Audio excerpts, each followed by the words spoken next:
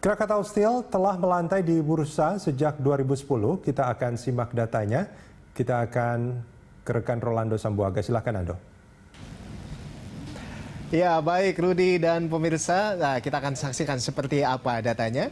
Nah, ini dia ada profil dari Krakatau Steel Persero Tbk dengan kode saham KRS atau KRAS melakukan pencatatan perdana waktu itu di Bursa Efek Indonesia pada 10 tahun lalu, 10 November 2010 di papan utama dengan bidang usaha industri baja, tentunya dengan sektor Basic Industry and Chemicals, subsektor Metal and Allied Products. Dan selanjutnya pemirsa kita saksikan seperti apa pergerakan saham dari Krakatau Steel.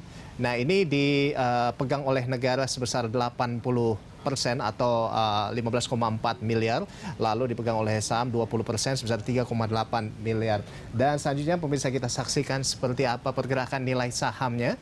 Nah, ini di kuartal pertama di Januari berada di 302, lalu pandemi merosot turun menjadi 124, di kuartal 2 terus naik, kita lihat bersama pemirsa, dan hingga pada kuartal ketiga di 7 September lalu itu sebesar 388.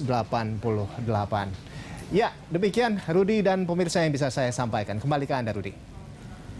Baik, terima kasih Ando, dan kita lanjutkan dialog bersama Dirut PT Krakatau Steel, Silmi Karim. Pak Silmi, ini menarik sebetulnya kalau melihat grafik yang disampaikan rekan Ando, itu kalau kita bandingkan harga KRAS di Januari sampai di 7 September kemarin paling tidak, itu sudah melebihi harga di awal tahun. Nah, ini nampaknya nggak banyak emiten yang diapresiasi seperti ini. Nah, menurut Anda, apakah ini karena memang kinerja KRAS yang sekarang sudah jauh lebih baik dibandingkan tahun-tahun sebelumnya atau bagaimana, Pak? Kalau saya rasa publik melihat bahwa fundamental KRAS ke depan itu semakin baik karena restrukturisasi hutang maupun juga restrukturisasi operasional. Ya, terbukti dari bagaimana kita melakukan efisiensi yang langsung berdampak kepada kinerja. Kalau kita lihat kan sebenarnya dari sisi market kan tentu persaingan itu tidak pernah akan hilang.